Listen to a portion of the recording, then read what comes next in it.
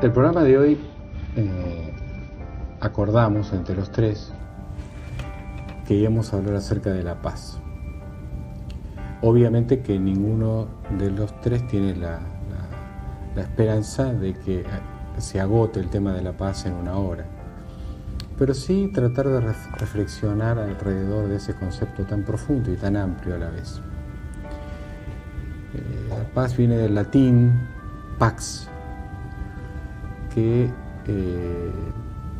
tiene un componente, se diría, de pensar que la paz significa algo así como cosas que no existen, en el sentido de la ausencia de conflicto, la ausencia de guerra, la ausencia de divisiones. O sea, de alguna manera está definido por la negativa. Y cuando uno analiza la historia, principalmente el comienzo del cristianismo, en el cual después de Alejandro Magno vino la invasión de Roma, que impuso ese sentido de la pax romana, que era una paz mentirosa, porque la verdad que era la paz del imperio dominante, que cobraba los tributos, que oprimía a la gente, que creaba cierta sensación como que había paz, pero que había cualquier cosa menos paz, porque había una cantidad de movimientos que se gestaban, permitían, con una concesión de cierta tolerancia complaciente a la religión judía que practique, inclusive le construían sinagogas, pero era una paz ficticia. Sí, no había en realidad no había conflictos, no había guerras, porque el Imperio Romano dominaba todo, pero es un ejemplo de una pax romana, de una paz que no está en paz.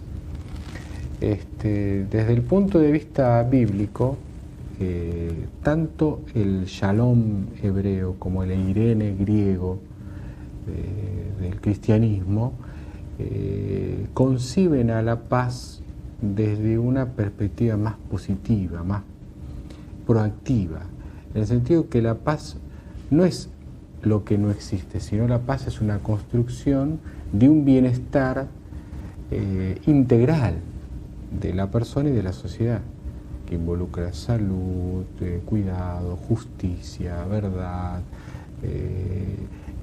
Es una construcción integral superadora de las cosas que no existen. De manera que existen esos dos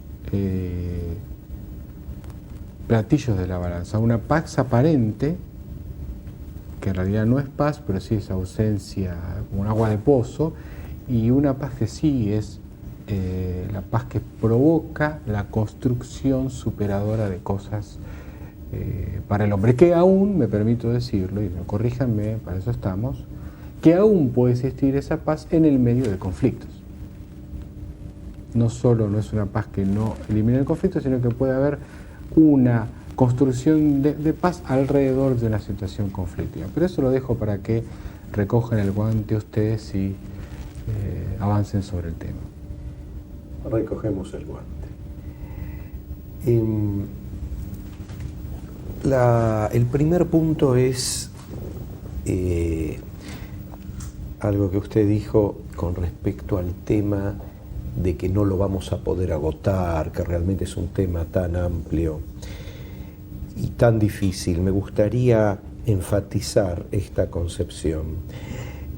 Muy bueno la diferenciación de la pax romana, del concepto pax de lo nada, de algo vacuo, con respecto a shalom en hebreo. Shalom seguramente que tiene que ver con shalem, muy probablemente, y hasta yo diría seguramente. Shalem en hebreo significa lo íntegro. Lo íntegro.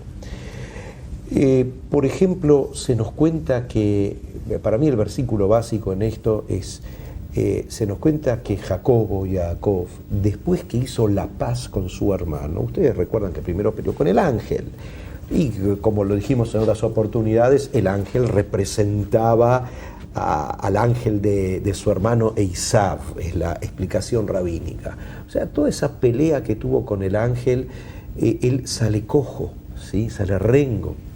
Y Y el hermano lo ve así, rengo, o sea, lesionado. O sea, en términos de hoy en día, tal vez peleó con toda la problemática que tenía con el hermano, como para poder enfrentarlo al día siguiente de una manera distinta. Al final, como fue un abrazo. Se reencontraron como hermanos, se perdonaron y siguieron viviendo, no habiendo resuelto todo. Muy bueno lo suyo, cuando dijo, puede haber paz sin haber una resolución completa de los conflictos, pero por lo menos no hubo guerra, no hubo matanzas. Entonces ahí dice el versículo que llegó Jacob Shalem, íntegro, a la ciudad Shem, a la ciudad de Shem, la Nablus árabe de hoy en día, o Siquem, como se aparecen en las Biblias generalmente. Entonces, allí cómo lo interpreta, ¿qué significa que llegó íntegro?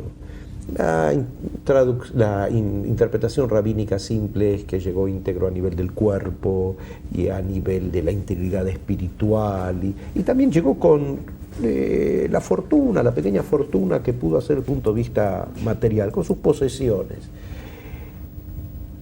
Pero cuando uno lee la Biblia, la tiene que leer con un criterio interpretativo propio. Yo creo que él llegó íntegro, cerré un ciclo con mi hermano.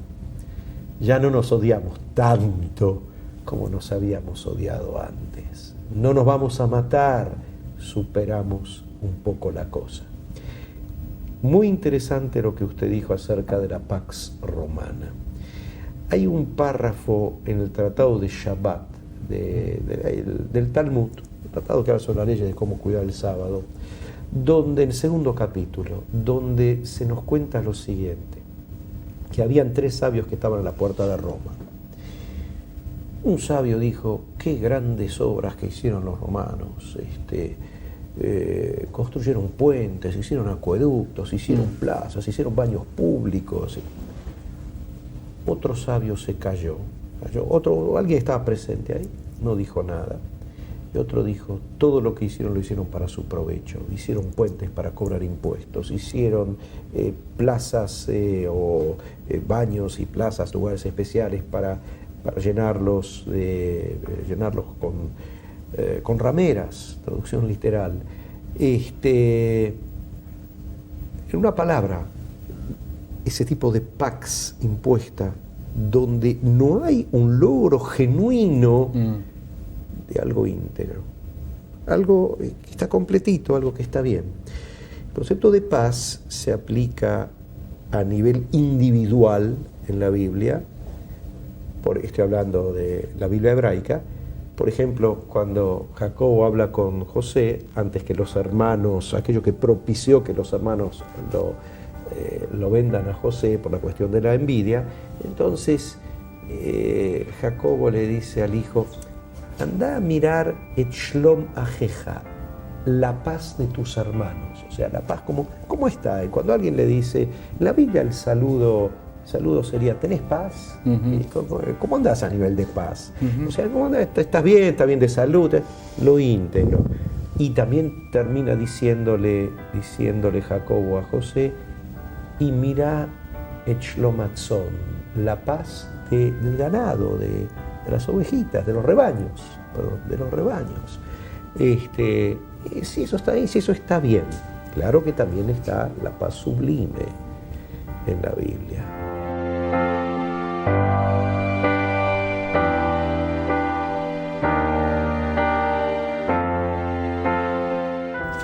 Categoría de paz, que Dios ponga su paz, es que Dios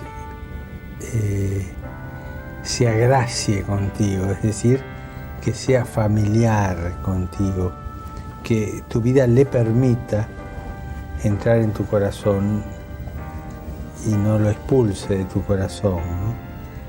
Esa paz que solamente la planta el Señor, ¿no? Jesús dice, les doy la paz no como el mundo la da, sino la paz del Padre, ¿no? La paz de Dios, la paz que es totalmente gratuita.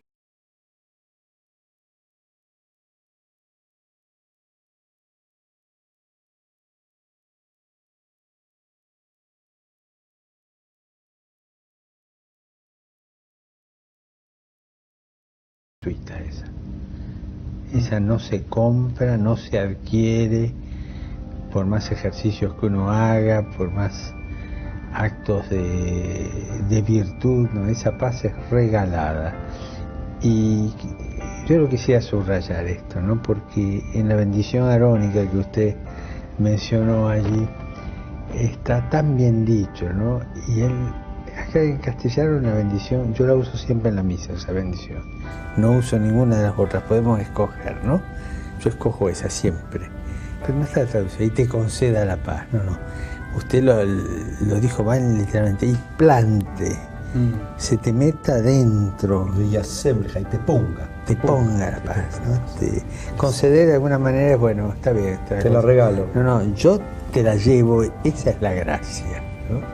Esa es la gratuidad de nuestra salvación, eso es ser salvados gratuitamente, ¿no? Y la paz no se compra. Uno puede trabajar por la paz, puede hacer espacio para que venga la paz, pero esta paz, esta a la que usted se refirió, esta última, lo más que podemos hacer es abrir el corazón, hacer espacio, para poder recibir. Pero es puro regalo, es puro regalo.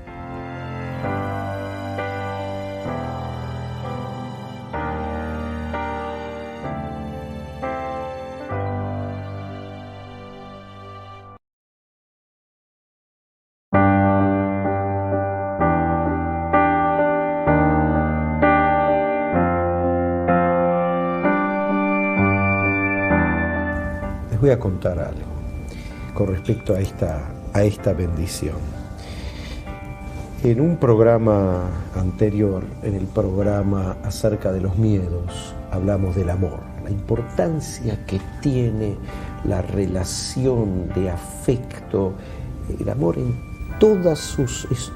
El amor debiera ser la relación nuestra con todo, con nuestros padres, con el mundo, con el prójimo, ¿Por qué digo esto? Porque es también un basamento fundamental para lograr la paz. Allí donde no hay una relación especial con el prójimo, allí de ninguna manera va a haber paz. Cuando los sacerdotes iban a bendecir al pueblo, y hasta el día de hoy, muchas comunidades donde en ciertos momentos de la oración son llamados aquellos que se presumen que son descendientes de la familia de Aarón, sin hermano de Moisés, de donde se forman los sacerdotes. Ellos en un momento dado, los levitas, que se presumen, vierten agua sobre sus manos y se paran en un lugar dado del templo, cubren con sus mantos de oración la cabeza, colocan las manos de una manera especial y recitan esta bendición. Pero antes de recitar esta bendición, ellos deben decir la siguiente bendición: bendito seas vos, Dios nuestro, Rey del universo, que nos has consagrado con la santidad de Aarón y nos has prescripto el que bendigamos a tu pueblo Israel de Ahavá, con amor. El que invoca la bendición para que haya paz, lo tiene que hacer a través de un sentimiento de amor. Si no, la invocación, estás invocando a Dios, se puede decir muchas cosas con respecto a esta bendición introductoria para invocar a Dios. Se puede decir que para invocar a Dios realmente lo tenés que pedir con amor, una relación de amor. Pero yo quiero atar también este concepto. Amor es una relación especial con respecto al prójimo. Y voy a dar un ejemplo. Justo del conflicto árabe-israelí. Un ejemplo realmente básico de qué significa querer hacer una paz con amor. Cuando Anwar al-Sadat llegó a Israel, en algo que realmente sacudió a muchos, un acto impresionante. Llegó el que hizo la guerra de Yom Kippur y de la manera tan artera que de repente algo pasó en su mente, llegó a Israel y dijo: yo vengo a Israel a hacer la paz. Ocurrieron dos cosas. Y está filmado incluso, se puede ver por computadora, en alguno de estos tantos sitios que tienen filmaciones históricas. Llegó al Parlamento israelí y dijo: nosotros tenemos muchos conflictos por resolver, había que resolver muchas cuestiones de frontera que a la postre se resolvieron. Pero hay una decisión tomada, no va a haber jamás, y hasta el día de hoy Egipto lo sigue cumpliendo, una resolución de un conflicto entre Israel y Egipto a través de una guerra. Lo cumplieron y espero que lo cumplan por la eternidad. Eso significa realmente empezar a tener una relación. Amor es algo que empieza en un punto y después se desarrolla. Seguramente que hay mucho antisemitismo en Egipto, seguramente que después hubo, como se publicó, muchos artículos creo que en Al-Ahram, uno de los diarios más importantes de Egipto, y hay en contra de los judíos y de Israel y todo tipo de cuestiones políticas internas. Pero espero que esas palabras de Anwar al-Sadat realmente sean cumplidas por siempre. Cuando lo escuché dije, esto es el principio de una relación. Yo no puedo matar a tu hijo ni vos al mío. Una vez Golda Meir dijo, en el momento en que los árabes, los enemigos, tengan más amor por sus hijos que odio por nosotros, en ese momento va a poder haber una palabra, empezar a reconocer en el otro un individuo. Y Golda Meir en esa reunión en la Knesset le regaló un par de, ella dice, bueno, entre chistes, que ya como abuela y que tiene experiencia, justo le había nacido un nieto al presidente egipcio, entonces le regaló un par de escarpines, no sé si los tejió o no, ese detalle no sé, pero en ese momento empieza a haber una relación, el otro no deja de ser una cosa, una satanización. Y esto creo que es la cuestión básica para empezar a hacer un camino de paz, empezar a pensar en el otro como alguien que tengo al lado, como alguien que tiene derechos, como alguien que tiene una familia, que tiene sueños, que quiere vivir la vida, que quiere vivir una vida igual como yo. Tengo familiares, volvamos a este ejemplo, que es un ejemplo que espero que prontamente llegue la paz allí en la tierra, en Jerusalén, que se suele traducir como ciudad de paz. Primo de mi padre, que era justamente luchó así luchó en la guerra de la independencia, en la guerra de la independencia, y antes de la guerra de la independencia era de la gente de Begin, con eso está todo dicho. Y él tenía un hotel, o sea, que era de ideas muy nacionalistas. Pasó el tiempo, yo ahí no había nacido todavía, bueno, una vez lo estoy visitando, tenía un hotel, y de repente veo que hay un trabajador que es un palestino, que venía, era la época todavía que los palestinos venían a Israel a trabajar, que no sé si se quedaba 2 días y volvía, o cada día tomaba de Gaza, ¿sí? De la franja de Gaza. Yo lo miré a él y le dije, ¿cómo es que está trabajando? ¿Cómo es que no tiene desconfianza, no desconfía de él? No te podés imaginar qué buena persona que es.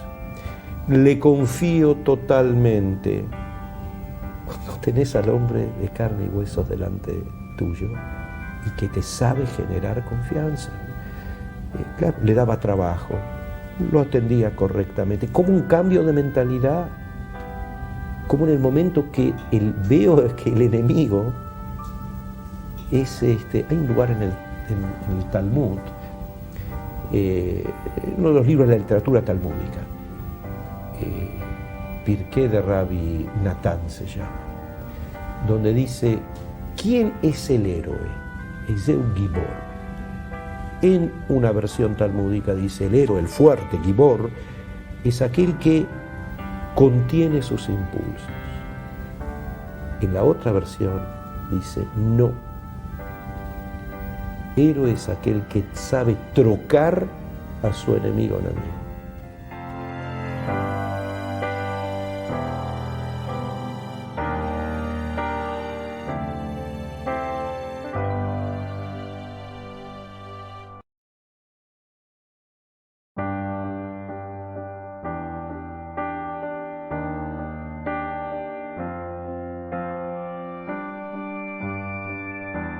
Tengo la sensación de que algo que dialogábamos antes, cualquiera produce un conflicto, ¿no? Es muy fácil provocar un conflicto. Lo realmente difícil es construir para la paz. Y a mí me habla mucho las palabras de Jesús cuando dice: bienaventurados los que trabajan para la paz. Y agrega: porque ellos serán llamados hijos de Dios. O sea, de alguna manera hay dos conceptos ahí. Uno, que la paz, además de la paz gratis que viene de Dios, lo que tiene que ver la paz de Dios hacia nosotros, la paz en la convivencia, exige un trabajo, una labor, una construcción. Y hay una bienaventuranza de Dios sobre eso, pero también, la segunda parte, aquel que trabaja para la paz recobra su identidad de ser hijo de Dios. Porque el hijo de Dios tiene que trabajar para la paz. Como dije, un conflicto, una guerra la hace, no cualquiera, pero digamos, es más fácil producir un conflicto que tener la sabiduría de reconstruir para la paz. No sé, señor cardenal, le toco un tema que tiene que ver con una palabra del Sermón del Monte de Jesús, en el cual está inmerso el concepto también del amor, el concepto de la construcción de la paz y el concepto de la identidad del ser hijo de Dios como pacificador. Creo que por ahí podemos transitar un poquito el diálogo.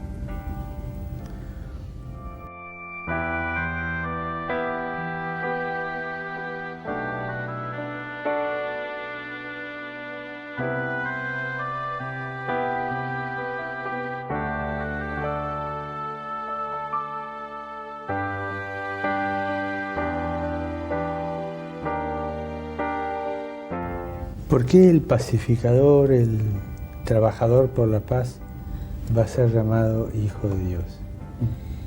Si vamos a lo elemental de la Biblia,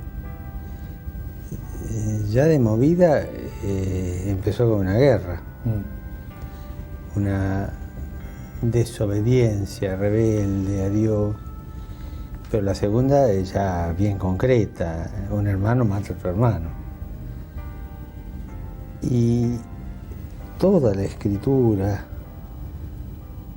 fue el trabajo de Dios por reinstaurar la paz en los corazones y en su pueblo. Hubo conatos de hegemonías tipo Pax Romana. Creo que algo de eso se puede leer también en el mito de la Torre de Babel, ¿no es cierto? No, vamos por acá, vamos a ser poderosos, todos hablamos la misma lengua, y terminaron después a los piedrazos, ¿no es cierto? O sea, no, en cambio el que fue trabajando por la paz, con ese misterio que a mí me subyuga cada vez que lo pienso, su paciencia, fue Dios. Hablar de la paciencia de Dios parece que es algo contradictorio, y sin embargo que Dios nos tuvo paciencia desde el momento del primer descalabro hasta ahora. ¿Por qué? Porque Él en esa paciencia iba haciendo la paz, ¿no? Y cómo hizo la paz después de grandes desastres. Pensemos el desastre del asesinato de David para cubrir un adulterio, ¿no? Ese desastre y sin embargo, cómo se las arregló para, sin faltar a la justicia, armar otra vez la paz, ¿no? Y tantos otros desastres que íbamos haciendo nosotros, y él iba trabajando por la paz. Por eso esa palabra de Jesús refleja la historia, ¿no? Es decir, bueno, felices, bienaventurados, benditos los pacificadores, los que trabajan por instaurar la paz, porque hacen lo que hizo su Padre, son hijos de Dios, ¿no? Una persona que hace lo contrario, nuestro lenguaje popular le dice que siembra cizaña, Claro. tomando de la parábola de Jesús de que el enemigo vino de noche y sembró cizaña en el campo de trigo, ¿no es cierto? Es decir, es un destructor de paz, crea conflictos, divide. Ese no puede ser hijo de Dios. O sea, no puede ser llamado hijo de Dios. ¿Por qué? Porque no hace las cosas de su Padre. O como dice Jesús, hacen lo que es el padre de ustedes, el maligno, ¿no? El demonio, que siembra siempre la desconfianza, el odio, el desprecio, el menosprecio, el orgullo, ¿no? El que trabaja por la paz y crea la paz, además de tener un gran señorío, que es el señorío de ser hijo de Dios, que Dios se lo da, es un señorío distinto, tiene otra cosa que tiene Dios: la humildad. Porque nuestro Dios es humilde, porque realmente solamente ese misterio de Dios, que me perdone, porque ir poniendo adjetivos a Dios a veces es una petulancia, pero un Dios que se atreva a caminar con un pueblo duro de entendimiento, y que después a los de Maús ya Jesús se los reprocha de nuevo, duros de entendimiento, y que le hace planteos todos los días, y que le dice no, y que murmura contra él, porque el mismo Dios le dice: no murmuraron contra vos, a Moisés, murmuraron contra mí. Y sin embargo acompaña, es humilde. Uno mucho la grandeza y el señorío de quien trabaja con la paz a la humildad. Por eso es hijo de Dios, porque es grande como Dios, es Señor como Dios, y es humilde en ese trabajo artesanal de ir creando paz.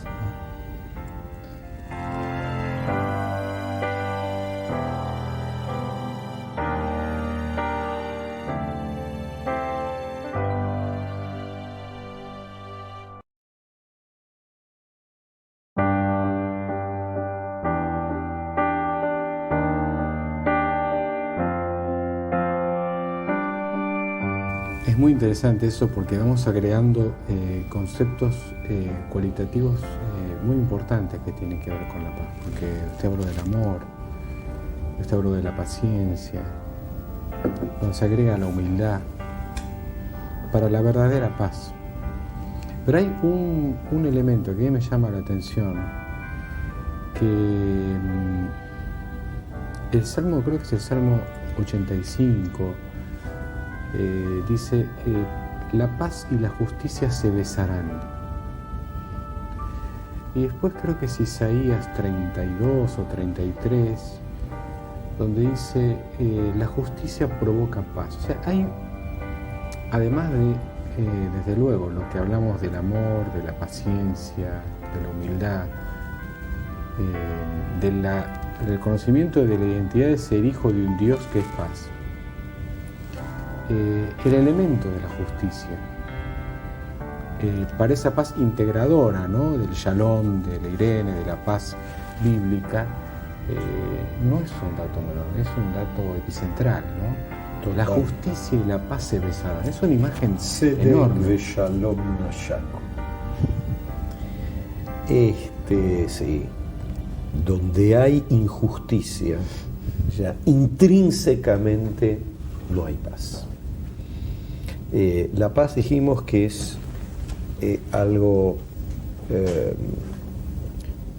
algo completo, ¿sí? Donde hay injusticia, algo armonioso, yo diría. Completo, a veces lo completo es lo armonioso muchas veces. En el momento en que no hay algo que sea realmente armonioso, injusticia significa que no hallamos una situación armónica, una situación correcta. Es un conflicto, y un conflicto muy grande. Y evidentemente que es un generador de guerras. Generador de guerras a todo nivel, guerras dentro de una sociedad y guerras de un país con el otro. Allí donde los conflictos son asfixiantes por alguno u otro motivo, entonces se empiezan a dirimir a través de la diferencia ese conflicto. Y evidentemente el tzedek, la justicia, es una condición sine qua non para alcanzar la paz. Allí donde incluso por aquellos, digamos, que leen con un sentido crítico la Biblia, pero sin humildad, como fue Saramago. En la cuestión de Caín y Abel, dicen que Caín mató a Abel por una injusticia provocada por Dios, para ver la relación. Yo creo que no es así, nosotros creemos que no es así. Hay toda una situación que hay que analizarla con mucho. Hay un versículo que yo creo que Saramago, es un versículo muy difícil de entender, donde dice que la tentación yace a la puerta de tu casa y tú la tienes que superar. Es un versículo muy complejo para entender, pero que a través de los intentos interpretativos se puede entender realmente la profundidad del drama que ocurre entre Dios y esta pareja de hermanos. Ahora bien, pero subyace la idea, el concepto de que la falta de armonía es uno de los elementos que conlleva al conflicto. Indudable, el concepto de tzedek, de justicia, se halla indisolublemente ligado en la Biblia hebraica al concepto de paz. Si no hay paz social, si hay injusticias, entonces no va a haber paz social. Y al no haber paz social, bueno, se manejará de una u otra manera, se buscará un chivo expiatorio, se buscará lo que fuere.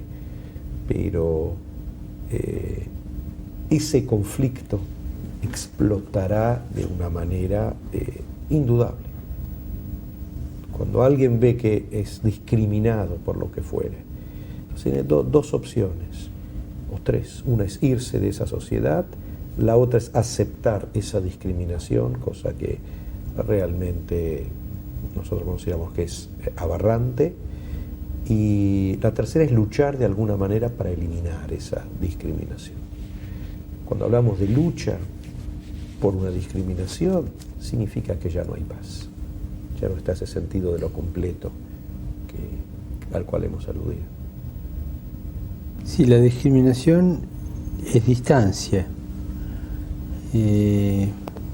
Vos allá y yo acá, porque vos no sos digno, caricaturizo, de estar donde estoy yo, o sea, sos de menos categoría, ¿no? Generalmente discrimina al poderoso, pero también hay un poder de otro tipo, que es el del resentimiento, aquel que se siente inferior y va generando cosas de envidia, se autodiscrimina de alguna manera o discrimina al otro para sentirse algo en su poquedad, ¿no es cierto? Eso es ciertamente uno de los pecados serios, el de la envidia, el de no aceptar que tengo que acercarme al otro y no crear distancias. Por eso es clave la proximidad, ¿no? Y la proximidad que nos va a llevar, me repito un poco, porque lo dije otra vez, a lo sería lindo crear una cultura del encuentro, ¿no es cierto? Usted hablaba del encuentro de Anwar el Sadat cuando visitó a Israel con Golda Meir, ¿no? Y creo que el diálogo fue así. Cuántas ganas tenía de verla y de saludarla, señora. Pero usted no vino. Pícara la vieja, pero bien. Con sano humor los dos. Él y ella, los dos. Eso es encontrarse. Por ahí hay un reproche, pero dicho de manera dispuesta a superar, de manera superadora, ¿no? A mí ese diálogo nunca me lo pude olvidar, porque qué constructivo esto, ¿no? Qué manera de superar las cosas. Una cultura del encuentro. Y recurro también a esa otra figura que está en la catedral acá, ¿no? En el frontispicio, ¿no? Que fue puesta ahí en el momento de la reorganización nacional, ¿no? José reencontrándose con sus hermanos, ¿no? Haciendo proximidad, acercándose, abrazándose, volviendo a crear familia, ¿no? El encuentro de José con sus hermanos crea paz, aunque también José tuvo su humor en hacerle 2 o 3 zancadillas para que valoraran después lo que era el reencuentro final.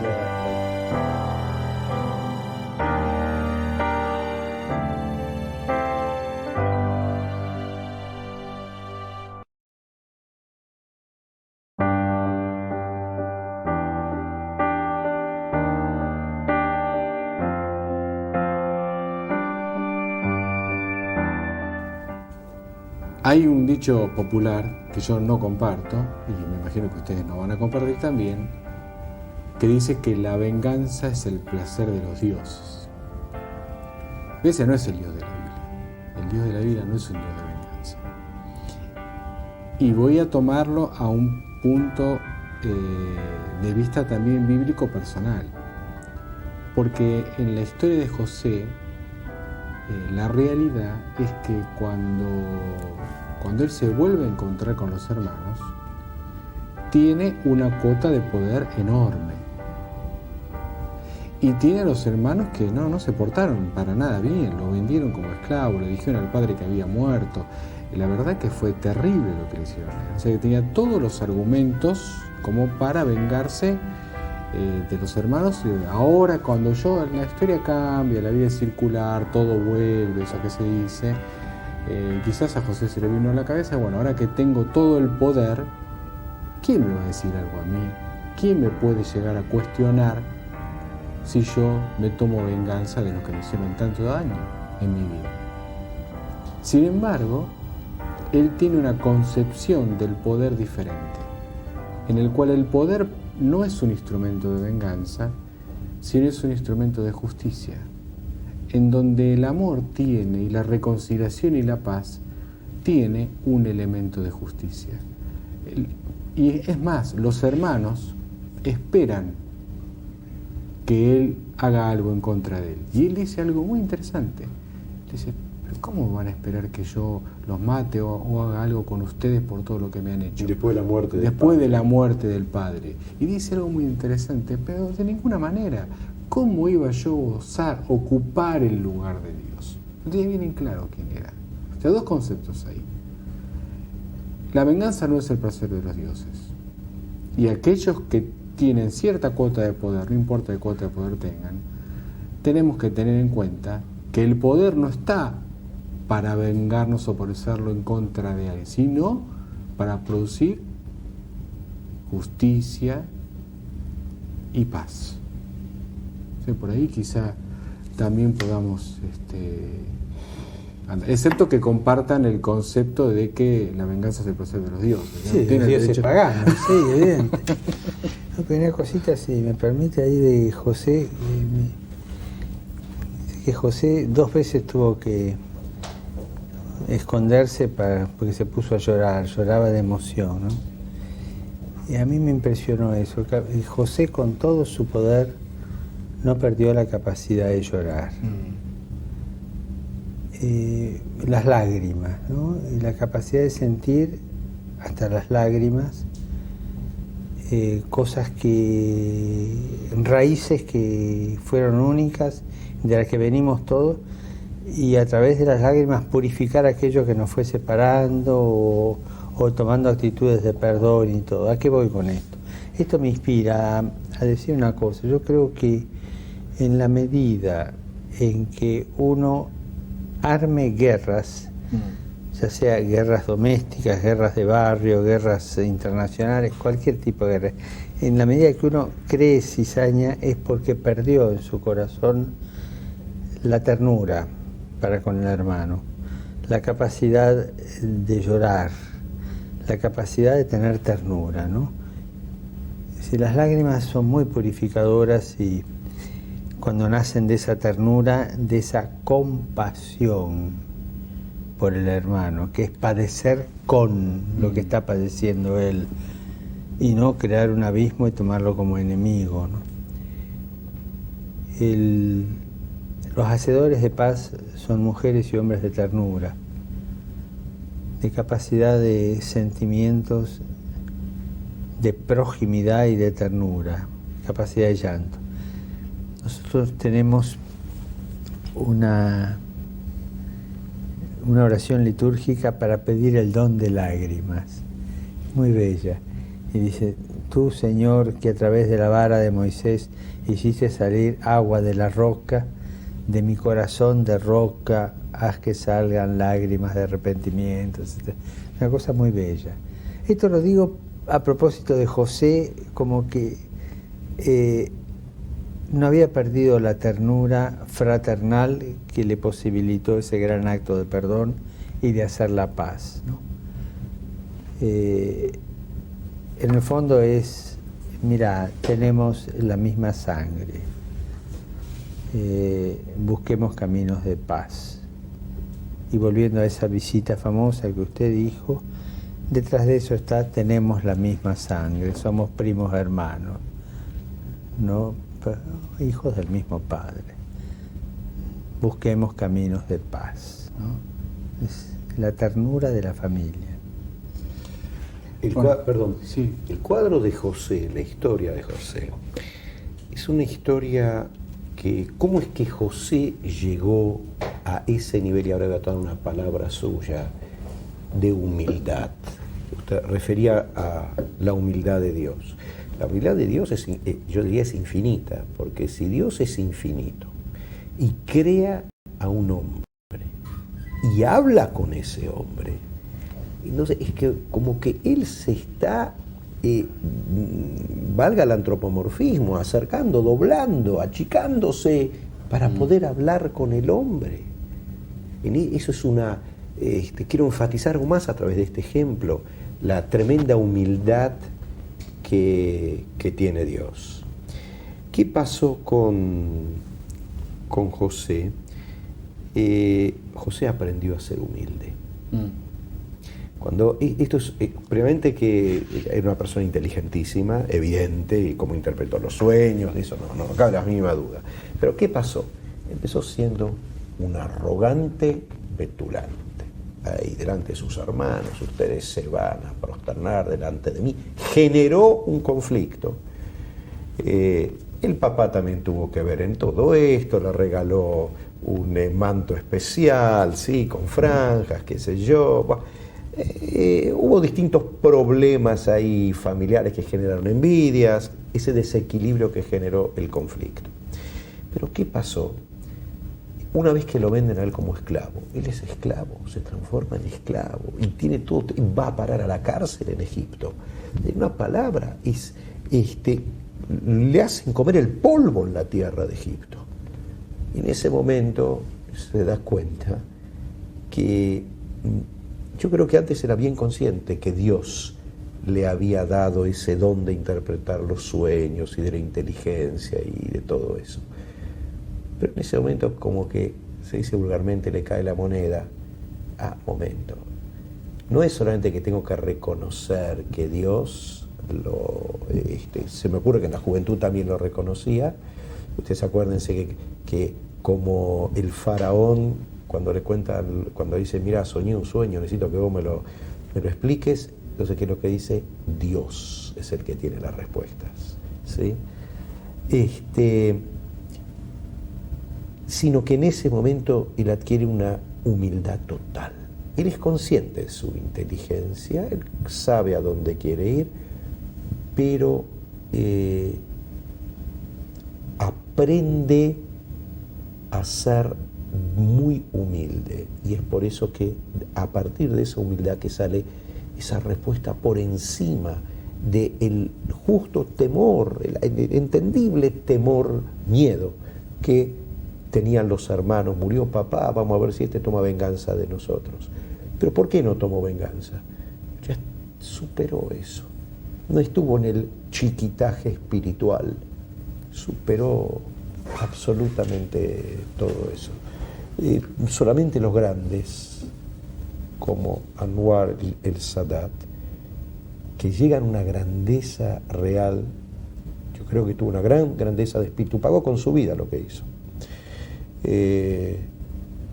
Saben cómo hacer una paz real, una paz sincera, la única paz posible, mirándose a la cara, agarrándose de la mano y diciendo, bueno, caminemos juntos por la vida, dejemos el odio de lado, no nos estamos amando, ok, pero por lo menos nos estamos considerando, el amor va a venir después. Tenemos que ir cerrando el programa.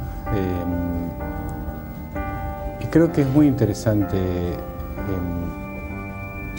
los elementos que se fueron agregando al concepto de verdadera paz, shalom, como decíamos al principio, y también la contracara, ¿no?